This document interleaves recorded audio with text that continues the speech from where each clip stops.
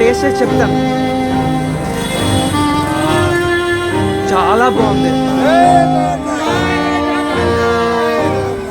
జై జగన్నాథ్. అందరికీ నమస్కారం. నేను మీ back bench traveller Ramesh Barla. ఈ వీడియోలో మీకు పూరి మొత్తం చూపించబోతున్నాను. ఇంతకుముందు మీకు వచ్చేసరికి పూరి రథయాత్ర అయితే చూపించాను. చాలా అంటే చాలా బాగుంటుంది వీడియో. ఒకవేళ మిస్ అయితే కనుక వెళ్ళి చూడండి. ఇప్పుడు నేను జగన్నాథ స్వామి టెంపుల్ దగ్గరే ఉన్నాను, చూసుకోవచ్చు. దర్శనానికి అయితే వచ్చాను. మీకు ట్రైన్ డీటెయిల్స్, మొత్తం రూమ్ డీటెయిల్స్ వీడియో చివరిలో అయితే మెన్షన్ చేస్తాను. నేను మొత్తం ఫుల్ డీటెయిల్గా ఇస్తాను. ముందైతే ఈ జగన్నాథుడు కొలువైన ఈ పూరిని మనస్ఫూర్తిగా ఆస్వాదించండి. మీకు వీలైనంత రియాలిటీగా మీరే దగ్గరుండి తిరుగుతున్నట్టయితే ఆ ఫీల్ తీసుకొస్తాను నేను. సో ఇప్పుడైతే మనము దర్శనం చేసుకుందాం, పదండి.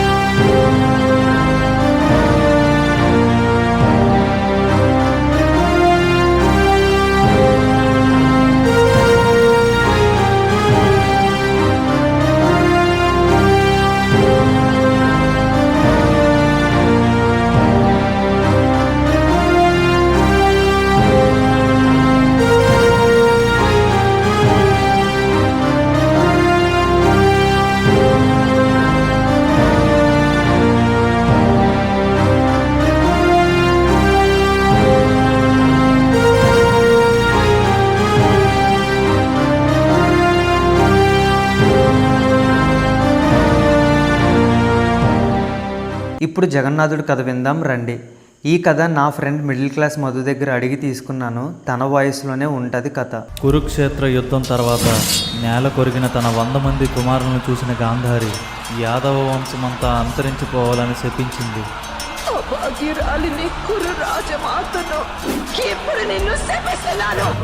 యాదవ వంశంలో మిగిలిన ఆఖరి పురుషులే బలరాముడు, శ్రీకృష్ణుడు.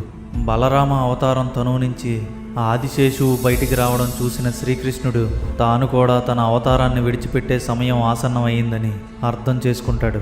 అంతలోనే జర అనే ఒక బోయవాడు శ్రీకృష్ణుడి కాలును చూసి జింక అని పొరబడి బాణాన్ని సంధిస్తాడు. తన బాణం శ్రీకృష్ణ పరమాత్ముడికి తగిలిందని తెలుసుకున్న జర తీవ్ర శోకానికి గురవుతాడు. అది తన తప్పిదం కాదని, పూర్వజన్మలో వాలి సుగ్రీవుల యుద్ధ ఫలిత రుణమని శ్రీకృష్ణుడు చెప్తాడు. అంతలోనే రక్తపు మడుగులో పడి ఉన్న శ్రీకృష్ణుడిని అర్జునుడు చూసి తీవ్ర శోకానికి గురవుతాడు. తన అవతారం చాలించిన వెంటనే తన దేహానికి దహన సంస్కరణలు చేయాలని అర్జునుడికి శ్రీకృష్ణుడు చెప్తాడు. అంతటితో ఆ శ్రీకృష్ణుడి అవతారం ముగుస్తుంది. శ్రీకృష్ణుడి ఆజ్ఞ మేరకు ఆ పరమాత్ముడి దేహాన్ని అర్జునుడు దహనం చేస్తాడు. శరీరం అంతా కాలి బూడిదవుతుంది, కానీ శ్రీకృష్ణుడి హృదయం మాత్రం దహనం కాదు. అది నీలి రంగులో ప్రకాశవంతమైన ఒక మణిలా కనిపిస్తుంది. దానినే ఇప్పుడు పిలువబడే బ్రహ్మ పదార్థం అని కూడా అంటారు. ఆ హృదయాన్ని ఏం చేయాలో తెలియని అర్జునుడికి శ్రీకృష్ణుడు కలలోకి వచ్చి ఒక వేప దొంగకి ఆ హృదయాన్ని కట్టి సముద్రంలో వదిలేయమని చెప్తాడు. అలా ద్వారకా నుండి బయలుదేరిన ఆ బ్రహ్మ పదార్థం పూరీ నగరానికి వచ్చి చేరింది.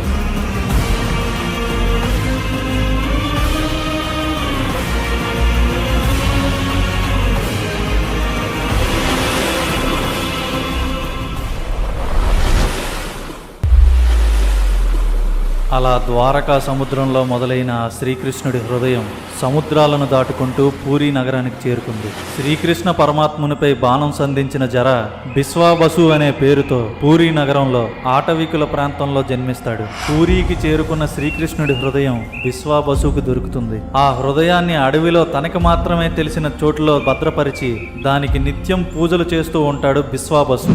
బిశ్వాబసు ఆటవికులకు రాజు. తన వల్లే జగన్నాథుడి విగ్రహాలు సకంలో ఆగిపోయి అయిపోయాయని బాధపడుతున్న ఇంద్రజమునుడికి బ్రహ్మ పదార్థం విశ్వావసు రాజ్యంలో ఉందని తెలుసుకుంటాడు. దానిని తీసుకొచ్చి జగన్నాథుడి విగ్రహాల చెంత చేరుద్దాం అనుకుంటాడు. విశ్వావసు కూతురిని పెళ్లి చేసుకోమని ఇంద్రజమునుడు తన అనుచరుణ్ణి పంపిస్తాడు. తన కూతురుతో వివాహం జరిగిన తర్వాత విశ్వావసు తన అల్లుడికి కళ్ళకు గంతలు కట్టి అడవి మార్గంలో తీసుకెళ్లి ఒక గుహలో ఆ బ్రహ్మ పదార్థాన్ని చూపిస్తాడు. అది చూసిన అనుచరుడు ఇంద్రజమునుడికి ఈ వార్తను చేరవేస్తాడు. వెంటనే ఇంద్రజమునుడు తన సైన్యంతో విశ్వావసు పాలిస్తున్న రాజ్యానికి బయలుదేరతాడు. ఇంద్రజమునుడు విశ్వావసుని కలిసి ఆ గుహ దగ్గరికి తీసుకువెళ్ళమని చెప్తాడు. రాజాజ్ఞ మేరకు విశ్వావసు గుహ దగ్గరికి తీసుకువెళ్తాడు. చూడబోతే అక్కడ ఆ బ్రహ్మ పదార్థం కనబడదు. అది కేవలం విశ్వావసుకు మాత్రమే కనిపిస్తుంది. అప్పుడు శ్రీకృష్ణ పరమాత్ముడు ఇంద్రజమునుడికి కనిపించి విశ్వావసు మాత్రమే ఆ బ్రహ్మ పదార్థాన్ని చూడగలడు, ఆ బ్రహ్మ పదార్థాన్ని నా చెంతకు చేర్చగలడు అని చెప్తాడు. అలా ఆ బ్రహ్మ పదార్థం పూరీ జగన్నాథుడి ఆలయాన్ని చేరింది. ప్రతి 12 నుంచి 18 సంవత్సరాలకి నవకళేబర ఉత్సవం జరుగుతుంది. అంటే జగన్నాథుడి పాత విగ్రహాలను తీసి కొత్త విగ్రహాలను తయారు చేస్తారు. ఆ ఉత్సవం జరిగినప్పుడే ఈ బ్రహ్మ పదార్థాన్ని ఒక వృద్ధుడికి కళ్ళకు గంతలు కట్టి ఒళ్ళంతా పట్టు వస్త్రాలు చుట్టి గుడిలోకి పంపిస్తారు. ఆ వృద్ధుడు పాత విగ్రహాల్లో ఉన్న ఆ బ్రహ్మ పదార్థాన్ని తీసి కొత్త విగ్రహాల్లో పెడతాడు. అయిపోయింది, బయటకు వచ్చేసాను. మ్యాటర్ ఏంటంటే రథయాత్ర 9 రోజుల టైంలోనే జగన్నాథుడి దర్శనం అయితే ఇక్కడ దొరకదు. విడిదిల్లికి వెళ్తారు కదా, గుండీచే మాత టెంపుల్లో అయితే మనకి దర్శనం అయితే దొరుకుతుంది. సో ఇప్పుడైతే దర్శనం దొరకదు. కానీ నిజంగా చెప్తున్నాను, టెంపుల్ చాలా చాలా బాగుంది. ఆర్కిటెక్చర్ నిజంగా విశ్వకర్మకి నిజంగా తల వంచి పాదాభివందనం చేయాలి. ఆ ఆర్కిటెక్చర్కి నిజంగా చాలా అంటే చాలా బాగుంది టెంపుల్. ఆ కార్వింగ్స్ డీటెయిల్డ్గా, ఇంకా డీటెయిల్డ్ పిన్ టు పిన్ డీటెయిల్డ్గా చెక్కారు అది శిల్పి. సో హైలైట్ టెంపుల్ అయితే. సో అది టెంపుల్ టైమింగ్స్ వచ్చేసరికి ఏంటంటే మనకి 5 గంటలకి దర్శనం స్టార్ట్ చేస్తారు, మధ్యాహ్నం 12 గంటల వరకు దొరుకుతుంది నార్మల్ టైంలో, రథయాత్ర టైంలో కాదు. మళ్ళీ ఇంకేంటంటే 4 గంటలు, మధ్యాహ్నం 12 నుంచి 4 గంటల వరకు దర్శనం క్లోజ్ చేస్తారంట. మళ్ళీ 4 గంటల నుంచి రాత్రి 10 గంటల వరకు అయితే మాత్రం దర్శనం దొరుకుతుంది అనమాట. సో అది ఇప్పుడు మీకు ఏంటంటే లోపలికి మొబైల్ ఫోన్స్ బ్యాగ్లో ఏమీ అలవ్ లేదు. ఇంకో టెంపుల్ ఆపోజిట్లోనే మనకి ఇక్కడ కౌంటర్స్ అవి ఉంటాయి. మీకు 50 రూపాయలు అయితే ఛార్జ్ తీసుకొని అక్కడ మనము పెట్టుకోవచ్చు అనమాట. సో అది ఇప్పుడు మిమ్మల్ని మార్కండేయ టెంపుల్కి తీసుకెళ్తాను.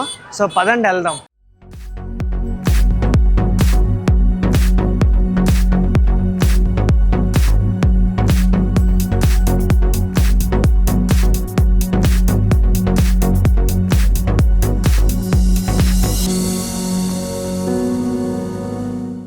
సో మార్కండేశ్వర టెంపుల్ దగ్గరికి అయితే వచ్చాం, చూసుకోవచ్చు. ఇదే మార్కండేశ్వర టెంపుల్ లోపలికి ఉంది.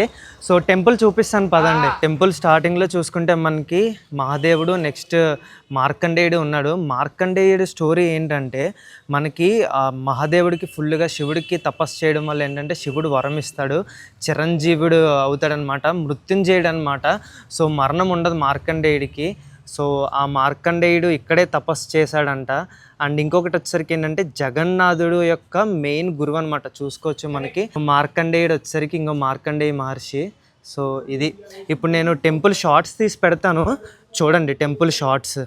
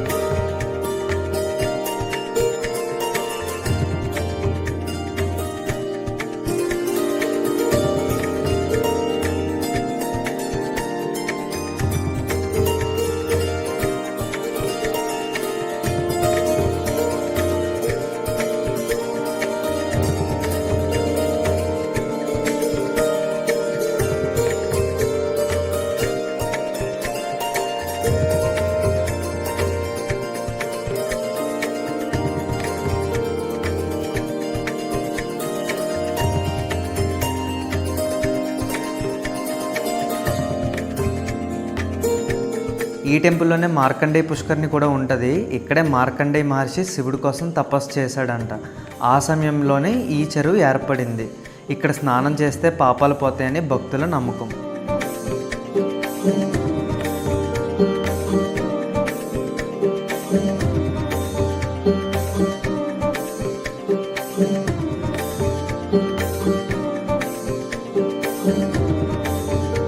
సో అది మార్కండేశ్వర మహాదేవ్ టెంపుల్.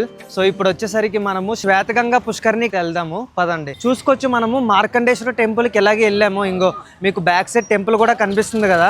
ఇప్పుడు వచ్చేసరికి మనము రైట్ సైడ్ అనమాట, ఇలాగ రైట్ సైడ్ ఒక 600 మీటర్లు వెళ్ళామంటే దగ్గరే, నడుచుకుంటూ వెళ్ళిపోదాము. సో 600 మీటర్లు వెళ్తే కనుక శ్వేతగంగా పుష్కరిణి అయితే వచ్చేస్తుంది. సరే ఇంక పదండి వెళ్దాం.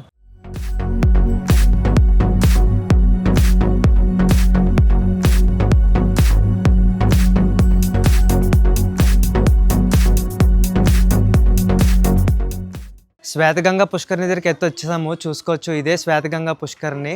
మీరు చూసుకోవచ్చు నేను టెంపుల్ చుట్టే తిరిగి వచ్చాను. ఇదేంటంటే టెంపుల్ నార్త్ గేట్ దగ్గర నుంచి జస్ట్ 2 అడుగులు వేసారంటే కనుక వచ్చేస్తుంది. ఇక్కడ చూసుకోవచ్చు చాలా ప్రశాంతంగా ఉంది, మొత్తం రావి చెట్టు కిందన. ఈ శ్వేతగంగా స్టోరీ ఏంటంటే మనకి పూరి జగన్నాథుడు స్వామి దర్శనానికి వెళ్లే ముందు ఏంటంటే ఇక్కడ స్నానం చేసి వెళ్తే మంచిది, కోరికలు నెరవేరుతాయి, పాపాలు తొలగిపోతాయి అని నమ్ముతారనమాట. మనకి బీచ్లోని స్వర్గద్వార బీచ్ కూడా ఉంటుంది. సో ఆ బీచ్లో స్నానం చేసిన తర్వాత మళ్ళీ ఈ కోనేరులోని ఈ శ్వేతగంగాలోని స్నానం చేసిన తర్వాత అప్పుడు దర్శనానికి అయితే వెళ్తారనమాట. ఒకవేళ మీరు ఇదే ఫాలో అవ్వాలనుకుంటే కనుక చెప్పాను కదా, జస్ట్ నార్త్ గేట్ దగ్గర నుంచి ఒక 2 అడుగులు వేస్తే మనకి ఇది వచ్చేస్తుంది. సో అది మనకి ఏంటంటే ఈ శ్వేతగంగా పేరు ఎలాగొచ్చిందంటే మనకి స్వయంగా గంగామాతతోని అనుసంధానం అయ్యి ఉంటదన్నమాట. ఇక్కడ గంగామాత నివసిస్తారనమాట. సో అందుకేంటంటే ఈ కోనేరు ఎప్పటికీ ఎండిపోదంట. సో అలా వాటర్ ఉంటూనే ఉంటుందంట. ఇది ప్యూరిఫై చేయడానికి వాటర్ తీసినా సరే టప్మని మళ్ళీ వాటర్ అయితే మళ్ళీ ఫాస్ట్గా వచ్చేస్తుందంట. సో అది శ్వేతగంగా. సో జై గంగామాత, జై గంగామాత, ఓం నమః శివాయ. సో ఇప్పుడు నేను ఈ శ్వేతగంగా పుష్కరిని షార్ట్స్ తీసి పెడతాను, చూడండి. చాలా బాగుంది, చాలా అంటే చాలా నచ్చింది నాకు. చాలా ప్రశాంతంగా ఉందన్నమాట ఇక్కడికి వచ్చేసరికి.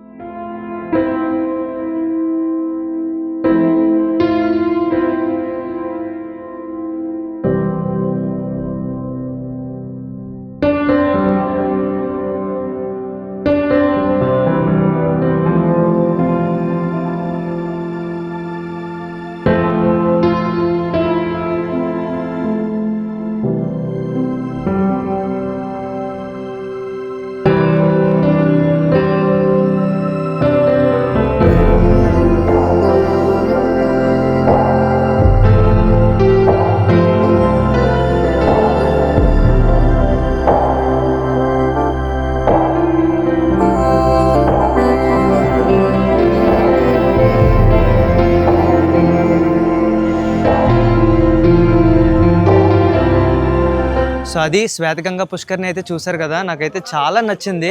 సో ఇక్కడ నుంచి నేను ఇప్పుడు లోకనాథ్ టెంపుల్కి అయితే వెళ్ళబోతున్నాను. సో లోకనాథ్ టెంపుల్ ఇక్కడ నుంచి వచ్చేసరికి 2 కిలోమీటర్లు. బయటికి వెళ్ళిన తర్వాత స్ట్రైట్ రోడ్డు. ఇక్కడ మ్యాటర్ ఏంటంటే సో రథయాత్ర టైం కదా, అందువల్ల ఏంటంటే వెహికల్స్ అది సరిగ్గా ఏం లేదు ఈ సరౌండింగ్లోని. ఉన్నా సరే చాలా దారుణంగా రేట్లు అయితే చెప్తున్నారు. సో 2 కిలోమీటర్లే కాబట్టి నేను నడుచుకొని అయితే వెళ్ళిపోదాం అనుకుంటున్నాను. ఇప్పుడు టెంపుల్స్ అన్నీ నేను నడుచుకొనే చేస్తున్నాను. సో ఏం పర్వాలేదు, నాకు ఒకటే మీరు సబ్స్క్రైబ్ చేస్తే చాలు. సబ్స్క్రైబ్ చేశారంటే కనుక నాకు ఇంకా మంచి మంచి జోష్ వస్తుంది. ఆ జోష్లో ఇంకా మీకు మంచి మంచి ప్లేస్లు అయితే వస్తాను.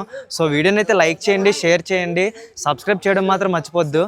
సరే పదండి ఇంకా లోకనాథ్ టెంపుల్కి అయితే వెళ్దాము. చెప్పాను కదా బయటికి వెళ్ళిన తర్వాత రోడ్డు మీదకి వెళ్తే ఇంకా స్ట్రైట్ రోడ్డు అనమాట. సో పదండి వెళ్దాం. ఇదిగో చూసుకోవచ్చు మళ్ళీ నార్త్ గేట్ దగ్గరికి అయితే వచ్చాను. ఇంకో ఆపోజిట్లో మనకి ఇలాగే మనకి శ్వేతగంగాకి వెళ్ళాను. ఇదిగో ఈ రోడ్డు ఇంకా స్ట్రైట్గా 2 కిలోమీటర్లు వెళ్ళిపోతే లోకనాథ్ టెంపుల్ అయితే వచ్చేస్తుంది. చూసుకోవచ్చు ఇక్కడ నుంచి టెంపుల్ ఎలా కనిపిస్తుందో. టెంపుల్ వ్యూ మాత్రం చాలా, అసలు చుట్టూరా ఇంకా టెంపుల్ చుట్టూరా ఇంకా అలా వ్యూస్ అలా కనిపిస్తూనే ఉంటాయి, టెంపుల్ గోపురాలు అయ్యాయి. సో చాలా అంటే చాలా బాగున్నది టెంపుల్. సో పదండి ఇంకా వెళ్దాము.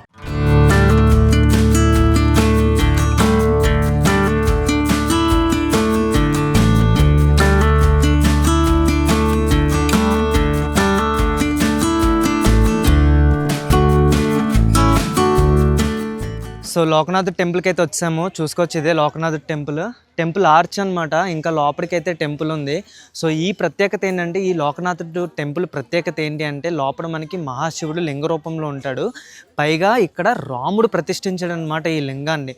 మనకి సీతాదేవిని రావణాసుడు ఎత్తుకెళ్ళిపోతాడు కదా, ఆ టైంలోని ఈ దండకారణ్యం అడవి నుంచి వస్తూను ఈ ప్లేస్లో ఆగి లింగాన్ని అయితే ప్రతిష్ఠించాడు అనమాట. సో మరి ఎంత ప్రత్యేకత ఉన్నప్పుడు వదులుతామా, పదండి వెళ్ళి దర్శనం చేసుకుందాం.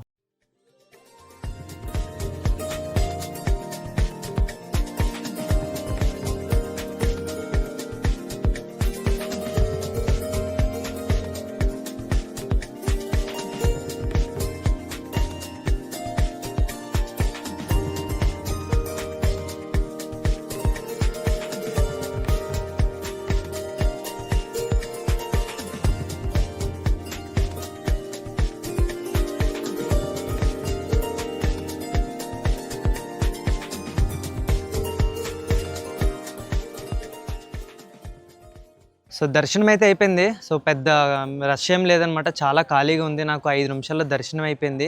మ్యాటర్ ఏంటంటే ఇక్కడ లింగం చుట్టూ వచ్చేసరికి వాటర్ ఉంటుందన్నమాట. సో ఆ వాటర్ అయితే మనకు కనిపించలేదు, లింగం కూడా చిన్న లింగం ఉంది. సో ఆ వాటర్ని ఏదైతే ఉందో ఆ వాటర్ని తీర్థంగా తీసుకుంటారంట. నేను పంతుల్ని అడిగితే వాటర్ కింద ఉంటుంది, నీకెందుకు కనిపిస్తుంది అని చెప్పి అడిగాడు అనమాట. అండ్ ఇంకొకటి ఏంటంటే అస్సలు మొబైల్ అలౌ చేయలేదు. ఇంకో ఆర్చ్ ఉంది కదా, ఈ ఆర్చ్ దాటి కూడా అస్సలు మొబైల్ అలౌ చేయలేదు. నేను ఏంటంటే బయట నుంచి ఏదో అలాగ జస్ట్ కవర్ చేశాను అనమాట టెంపుల్ చుట్టుపక్కల అదిని. సో అది ఈ టెంపుల్ టైమింగ్స్ వచ్చేసరికి మార్నింగ్ 5 నుంచి ఈవినింగ్ 9 వరకు అయితే ఉంటుంది. సో అది ఇప్పుడు వచ్చేసరికి నేను శ్రీ చైతన్య మహాప్రభు మఠం అయితే చూపించబోతున్నాను. మళ్ళీ నేను టెంపుల్ దగ్గర అనమాట అది. సో ఏంటంటే మ్యాటర్, అది నన్ను సబ్స్క్రైబర్ ఒకరు కామెంట్ పెట్టారు అది చూపించమని. సో వాళ్ళ కోసం అయితే నేను అది చూపిస్తున్నాను. సో వెళ్దాం పదండి. ఇంకా సో చూసుకోవచ్చు, మళ్ళీ మనం టెంపుల్ దగ్గర నుంచి అయితే వచ్చాము, లోకనాథ్ టెంపుల్ దగ్గర నుంచి. సో ఇప్పుడు వచ్చేసరికి మనకి టెంపుల్, మనకి ఏదైతే రథయాత్ర రోడ్డు ఉందో దాని ఆపోజిట్ అనమాట. ఆ రోడ్లోంచి వెళ్ళాలి. మనకి 700 మీటర్లు వెళ్ళామంటే కనుక మనకి సిద్ధబొక్కలో వస్తుంది, మనకి చైతన్య మహాప్రభు మఠం అయితే వస్తుంది. సో వెళ్దాం పదండి ఇంకా.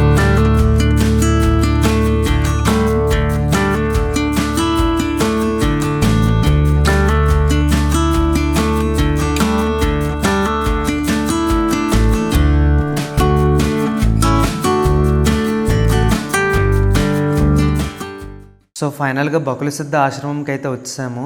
దీనికి బకుల సిద్ధ అనే పేరు ఎలాగొచ్చిందో లోపలికి వెళ్ళాక చెప్తాను.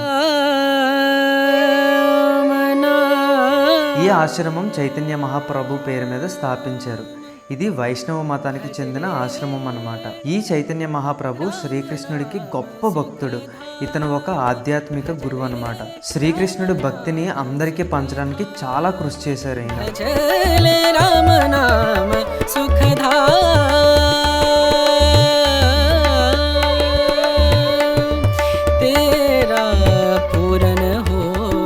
మీకు ఇక్కడ ఒక చెట్టు కనిపిస్తుంది కదా, దీని పేరు బకుల వృక్షం. ఈ చెట్టు కిందే చైతన్య మహాప్రభు జ్ఞానం చేసేవారంట. ఈ చెట్టుకి చాలా ఔషధ గుణాలు ఉన్నాయి. ఈ చెట్టు ఆకులను ఆయుర్వేదంలోని చర్మ వ్యాధులకి, జీర్ణ సమస్యలకి ఉపయోగిస్తారు. అందుకే ఈ ఆశ్రమంకి బకుల సిద్ధ అని పేరు వచ్చింది.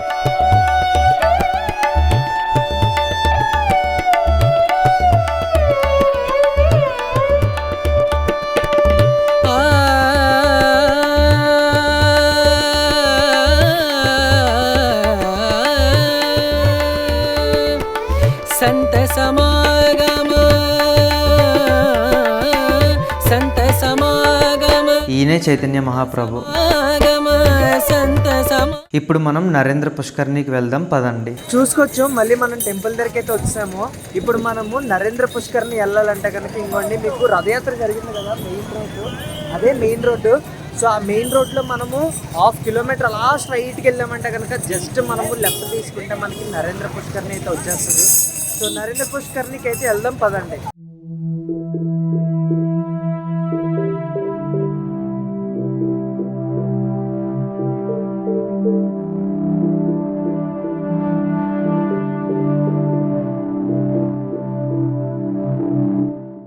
ఇప్పుడు మనం వచ్చేసరికి నరేంద్ర పుష్కర్ణి దగ్గర ఉన్నాము. చూసుకోవచ్చు, ఇదే నరేంద్ర పుష్కర్ణి. ఇక్కడ మ్యాటర్ ఏంటంటే, పూరి జగన్నాథుడికి చందనోత్సవం జరుగుతుంది కదా, ఆ చందనోత్సవ టైంలోని పూరి జగన్నాథుడికి ఫుల్గా చందనం అది రాసి ఇక్కడ మనకి తెప్పోత్సవం చేస్తారనమాట. సో ఇక్కడ ఈ ప్లేస్లోనే తెప్పోత్సవం చేసేది. సో చాలా బాగుంది. ఇక్కడ మధ్యలో మనకి టెంపుల్ కూడా ఉంది. ఆ టెంపుల్ లోపల మనకి పూరి జగన్నాథుడు, లక్ష్మీదేవి, ఈశ్వరుడు, ఇంకా చాలా చాలా లోపల విగ్రహాలు అయితే ఉన్నాయంట. సో వెళ్ళి మనం దర్శనం చేసుకుందాం పదండి.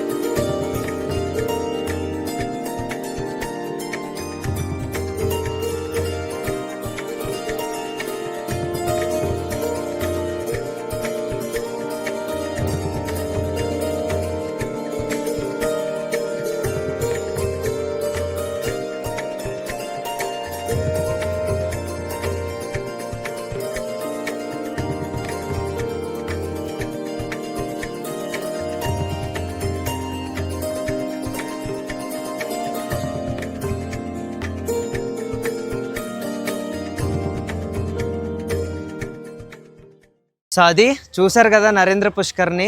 ఇప్పుడు వచ్చేసరికి అసలైన టెంపుల్ గుండీచామాత టెంపుల్కి అయితే తీసుకెళ్ళబోతున్నాను మిమ్మల్ని. తెలుసు కదా గుండీచామాత టెంపుల్ అంటే మనకి పూరి జగన్నాథుడు, బలరాముడు, సుభద్రాదేవి రథయాత్ర చేసిన తర్వాత గుండీచామాత టెంపుల్లోనే 9 రోజులు అయితే ఉంటారు విడిదిల్లోని.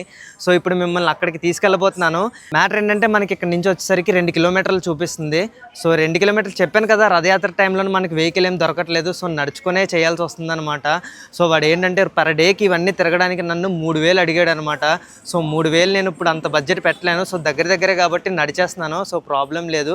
ఇప్పుడు మళ్ళీ మనకి రథయాత్ర జరుగుతుంది కదా, పెద్ద రోడ్డు ఉంటుంది, ఆ రోడ్లోకి వెళ్ళిపోవాలన్నమాట.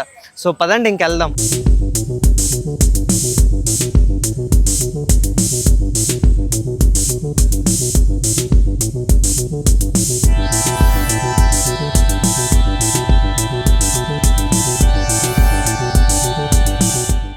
సో గుండీచామాత టెంపుల్కి అయితే వచ్చాము, చూసుకోవచ్చు. ఇదే గుండీచామాత టెంపుల్. ఇప్పుడు అసలు గుండీచామాత టెంపుల్కి పూరి జగన్నాథుడు రథయాత్ర ఎందుకు జరుగుతుందో చెప్తాను చూడండి. జూన్లో వచ్చే పౌర్ణమికి ఏం చేస్తారంటే పూరి జగన్నాథుడికి 108 కుండల్లోని నీటితోని స్నానం చేపిస్తారు, అభిషేకం చేస్తారనమాట. ఆ అభిషేకం చేయడం వల్ల ఏంటంటే పూరి జగన్నాథుడికి జ్వరం వస్తుంది. సో అందుకు ఈ 9 రోజులు రెస్ట్ తీసుకోవడానికైతే పూరి జగన్నాథుడిని రథయాత్ర చేస్తూ ఇక్కడికి తీసుకొస్తారు. ఈ 9 రోజులు పూరి జగన్నాథుడు అయితే ఇక్కడ సేద తీరుతారనమాట. సో అందుకే రథయాత్ర టైంలోని మనకి మెయిన్ టెంపుల్ అయితే పూరి జగన్నాథుడి దర్శనం దొరకదు. దర్శనం చేసుకోవాలనుకుంటే కనుక ఖచ్చితంగా మనము గుండీచామాత టెంపుల్కి అయితే రావాలన్నమాట. సో ఇప్పుడు నేను టెంపుల్ షార్ట్స్ అయితే తీసి పెడతాను. మోస్ట్లీ నాకు తెలిసి టెంపుల్ లోపలికి అయితే ఫోన్ అలౌ చేయరు 100%. సో చూసుకోవచ్చు ఇక్కడ క్రౌడ్ ఎలా ఉందో. మొత్తం ఇదంతా క్రౌడ్తో నిండిపోయింది. అండ్ నా ఎక్స్పీరియన్స్ ఒకటి షేర్ చేసుకోవాలని ఉంది. మ్యాటర్ ఏంటంటే నేను చెప్పేంత టోన్ని కాదు, బట్ నాకు అనిపించింది మీతో షేర్ చేసుకుంటున్నాను. బేసిక్గా పూరి జగన్నాథుడికి జ్వరం వచ్చిందని చెప్పి రెస్ట్ తీసుకోవడానికి 9 రోజులు అయితే ఇక్కడికి వస్తాడు కదా, మరి అలాంటప్పుడు దర్శనం ఆపేయాలి. మళ్ళీ దర్శనం కల్పిస్తూ ఇంత జనాన్ని లోపలికి పంపించడం అనేది నాకు అంతగా నచ్చలేదు. సో అది మరి పెద్దోళ్ళ నిర్ణయం, అది మనం ఏం చెయ్యలేము. సో అది నేను టెంపుల్ షార్ట్స్ తీసి అయితే పెడతాను చూడండి.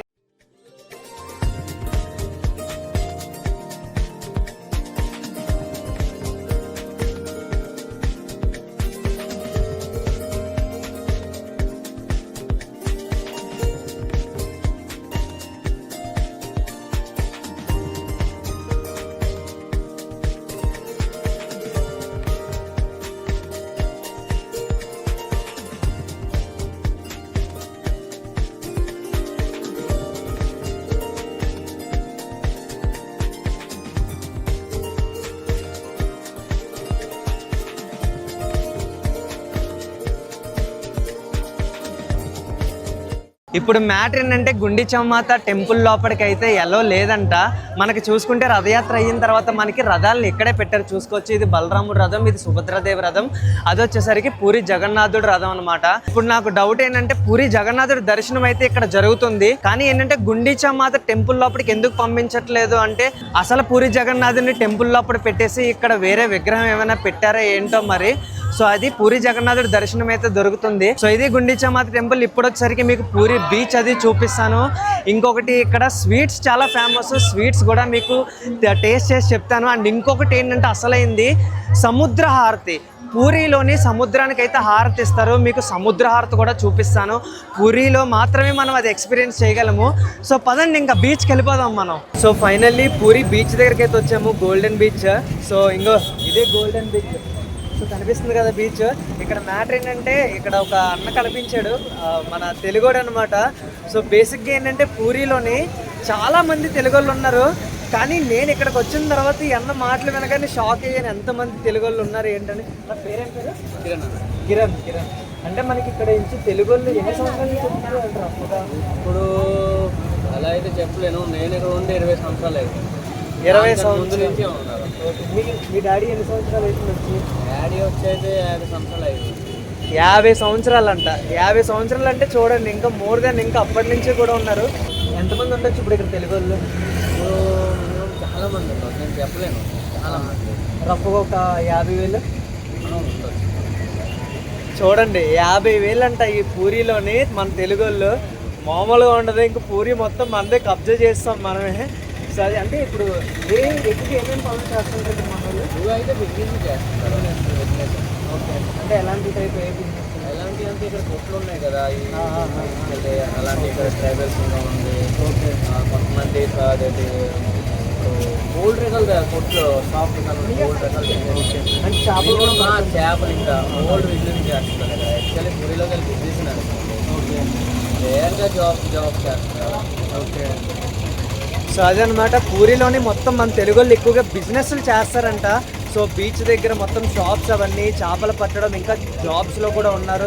గవర్నమెంట్ జాబ్స్లో కూడా ఉంటారు కదా, మొత్తం గవర్నమెంట్ జాబ్స్లో కూడా మొత్తం అనమాట. చూడండి మోర్ దెన్ 50,000 అంటే ఇమాజిన్ చేయండి. 50 సంవత్సరాల పైనుంచి ఇక్కడ పూరిలోనైతే స్థిరపడ్డారు. ఇదిగో మన బాబాయ్ బాబాయ్ ఏం చేస్తున్నా head massage beach massage. Okay, golden beach massage. So golden beach massage అంట. మన బాబాయ్ మన తెలుగోడే. ఎవరు బాబాయ్ ఇంతకు ముందు? పూరి జగన్నాథ్. పూరి ఇంతకు ముందు మన రాష్ట్రంలో ఎవరు? మన ఛత్ర బరంపురం అది బరంపూర్ సైడ్. బాబాయ్ మనకి ఇక్కడ ఎంతమంది ఉంటారు తెలుగు వాళ్ళు? అంటే 40-50 వేలు. బీచ్ అందరూ ఉన్నారు. అందరూ తెలుగు వాళ్ళే. అందరూ తెలుగు వాళ్ళే. టూరిస్ట్ వాళ్ళే బతుకుతున్నారు. బీచ్ మంది మంది అంతే మంది అడిగారు. అంతే సో అదనమాట మొత్తం బీచ్ మందే పూరి బీచ్. సో బీచ్ లోపలికైతే వచ్చాము, చూసుకోవచ్చు. మ్యాటర్ ఏంటంటే కరెక్ట్గా టైం చూసి నా మైక్ హ్యాండ్ ఇచ్చింది. అసలు వాయిస్ కొంచెం మీకు సరౌండింగ్ వాయిస్ అది వచ్చేస్తుంది. నా మైక్ చాలా బాగా పనిచేస్తుంది, కానీ ఎందుకు హ్యాండ్ ఇచ్చింది మరి ఇంకేం చెయ్యలేము. సో అది బీచ్ చూసుకుంటే సో సేమ్ నాకు వైజాగ్ ఆర్కే బీచే గుర్తుకొస్తుంది. చూసుకోవచ్చు beach, road beach same Vizag beach లాగే ఫుల్ క్రౌడీగా ఉంది.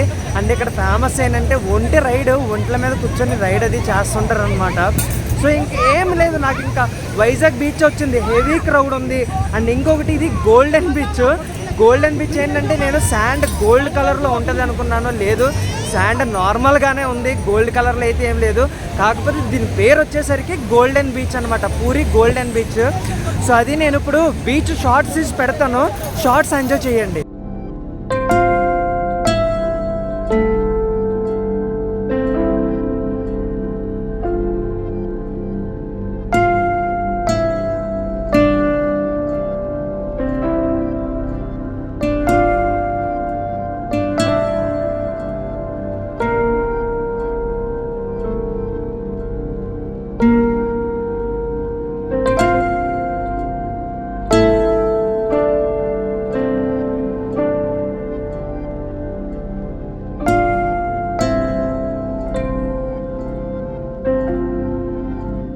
సో అది గోల్డెన్ బీచ్ చూసారు కదా. సో ఇప్పుడు మనం వచ్చేసరికి స్వర్గద్వారం బీచ్కి అయితే వెళ్ళబోతున్నాము.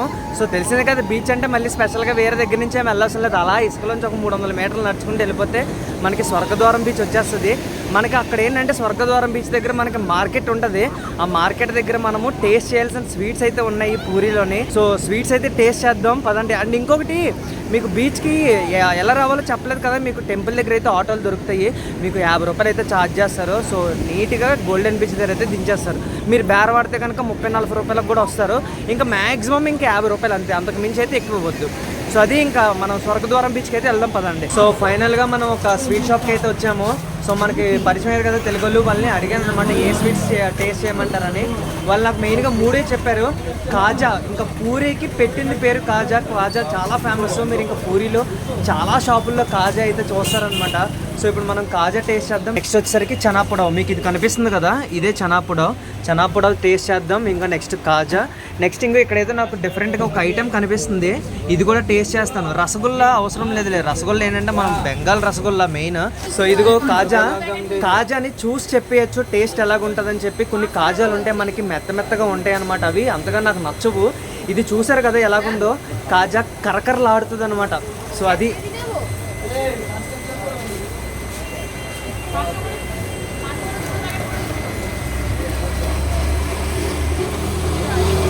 చాలా బాగుంది, గుల్లగా ఉండి కరకరలాడుతుంది, చాలా టేస్ట్ వచ్చింది, సూపర్ టేస్ట్.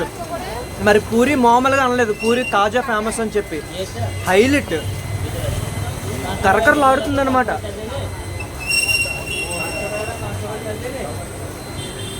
నోట్లో పెట్టుకోగానే కరిగిపోతుంది. వాటర్ తాగుదాం మళ్ళీ, లేకపోతే నెక్స్ట్ స్వీట్ టేస్ట్ ఏంటో కరెక్ట్గా చెప్పలేము అనమాట. సో ఇదిగో చనాపుడవు, మనకి చెన్నాపుడం అంటే చెన్న అంటే పన్నీర్ అనమాట. ఇంకో పన్నీర్తో చేస్తారు. పన్నీర్లో చక్కెర అది వేసి చూడండి కిందన ఎలాగుందో. సో పైన వచ్చేసరికి ఇలాగుంది. సో టేస్ట్ చేసి చెప్తాను.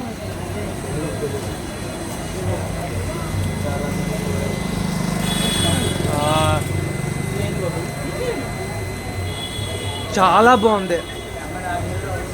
చాలా అంటే చాలా బాగుంది. హైలైట్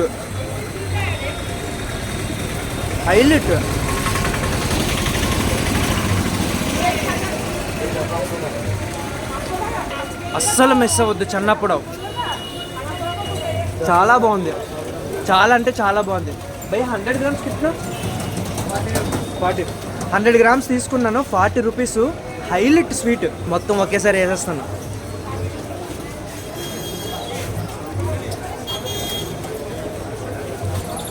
స్వీట్ మరీ ఎక్కువ కాకుండా తక్కువ కాకుండా మీడియంగా టచ్ ఇచ్చాడు.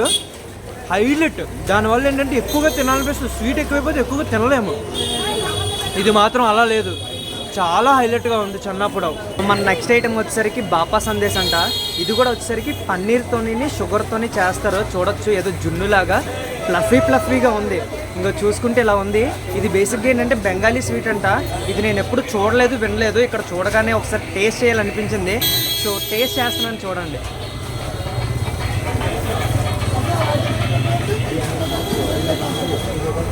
ఇందులో యాలకుల పొడి కూడా వేశారు.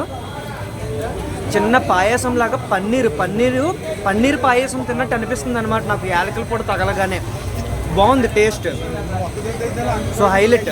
ఇది ఒకసారి నేను వెళ్ళి మళ్ళీ బెంగాల్లో కూడా టేస్ట్ చేస్తాను. ఎందుకంటే ఆరిజిన్ అక్కడ కాబట్టి అక్కడ టేస్ట్ చేయాలి. సో టేస్ట్ అయితే చాలా బాగుందన్నమాట.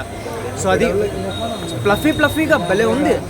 చెప్పాను కదా పన్నీర్ పాయసం లాగా ఉందన్నమాట. సో అది పూరీలోని స్వీట్స్. కాజా మాత్రం అస్సలు మిస్ అవ్వద్దు. కాజా నాకు చాలా బాగా నచ్చింది. అండ్ చెన్నాపుడవ్ కూడా నాకు చాలా బాగా నచ్చింది. ఈ 3 ఐటమ్స్కి కలిపి నాకు 70 రూపాయలు తీసుకున్నారు. అంటే 40 రూపాయలు అందులో ఆల్రెడీ చెన్నాపుడవ్ 100 గ్రాములు ఫిక్స్. మిగతా రెండిట్లకి 30 రూపాయలు తీసుకున్నాను అనమాట. 70 రూపాయలకి చాలా వర్త్ అనిపించింది 3 స్వీట్స్. సో అది ఒకవేళ వస్తే కనుక టేస్ట్ చేయండి. సో అది ఇప్పుడు మనం ఏంటంటే స్వర్గద్వారం బీచ్, ఇంకా ఇక్కడే ముందే స్వర్గద్వారం బీచ్ పైన రోడ్డు పైన తిన్నాను. మార్కెట్ అని చెప్పాను కానీ మార్కెట్ పెద్ద మార్కెట్ ఏం కాదనమాట. సో అలాగే చిన్న సామాన్లు అవి ఉన్నాయి. సో ఇప్పుడు మనము స్వర్గద్వారంలో ఏంటంటే మనకి సముద్రహారతి ఇస్తారు. సో మనం వెళ్ళి సముద్రహారతి అయితే చూద్దాం. మనము స్వర్గద్వారం బీచ్లోని సముద్రహారతి ఇచ్చే ప్లేస్కి అయితే వచ్చాము. చూసుకోవచ్చు ప్లేస్ ఇదే. టైం వచ్చేసరికి 5:30 అవుతుంది. 6:30కి అయితే మనకి హారతి అయితే ఇస్తారు. ఇంకో చూసుకోవచ్చు ఖాళీగానే ఉంది. నేను గంట ముందు వచ్చాను అనమాట. సో ఈ 1 అవర్ వెయిట్ చేసి అలాగే ఎదురుగా బీచ్ ఉంది కాబట్టి బీచ్ని ఆస్వాదిస్తూ రోజంతా తిరిగాను కదా. సో కాళ్ళు నొప్పి వస్తున్నాయి. అలాగ రిలాక్స్ అవ్వి బీచ్ని ఆస్వాదిస్తూ గంట వెయిట్ చేసి మీకోసం హారతి అయితే తీసి పెడతాను.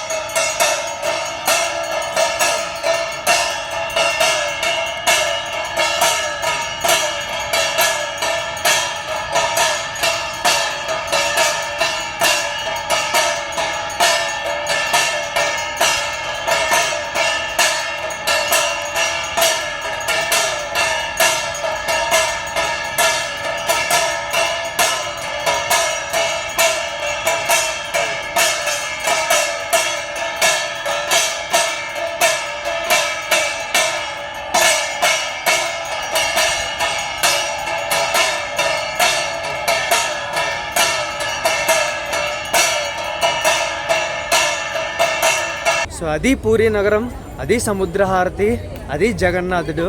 సో వీడియో నచ్చితే కనుక లైక్ చేయండి, షేర్ చేయండి. ఈ బ్యాక్ బెంచ్ ట్రావెలర్ని సబ్స్క్రైబ్ చేయడం మాత్రం మర్చిపోవద్దు. మీకు నెక్స్ట్ వీడియో వచ్చేసరికి కోనార్క్ సూర్య భగవాన్ టెంపుల్ అయితే చూపించబోతున్నాను. వీడియో చాలా బాగుంటుంది. సో మళ్ళీ నెక్స్ట్ వీడియోలో కలుద్దాము.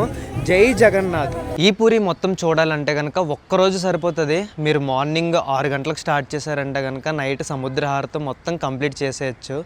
ఇప్పుడు పూరి ఎలా చేరుకోవాలో చెప్తాను చూడండి. మన ఆంధ్ర వాళ్ళకైతే బెస్ట్ ట్రైన్ పూరి ఎక్స్ప్రెస్. కొంచెం ట్రైన్ బాగోదు, బట్ ఏంటంటే కంఫర్ట్గా మనము డైరెక్ట్గా పూరిలో అయితే దిగిపోవచ్చు అనమాట.